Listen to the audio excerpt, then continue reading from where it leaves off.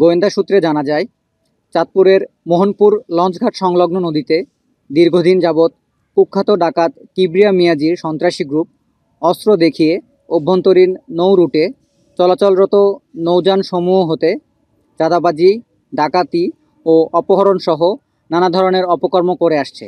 প্রাপ্ত তথ্যের ভিত্তিতে আজ 11 নভেম্বর 2025 মঙ্গলবার সকাল 10 ঘটিকায় কোস্টগার্ড আউটপোস্ট মোহনপুর কর্তৃক উক্ত এলাকায় অভিযান পরিচালনা করা হয়। অভিযান পরিচালনাকালে বাল্কহেড এ ডাকাতির সময় একটি বিদেশি শটগান, 10 রাউন্ড তাজা গোলা, 2 রাউন্ড ফাঁকা কার্তুজ, 2টি ওয়াকিটকি, 6টি মোবাইল ফোন, একটি স্পিডবোট ও নগদ 83,000 টাকা সহ কিবরিয়া মিয়াজির 5 জন সদস্যকে আটক করা হয়।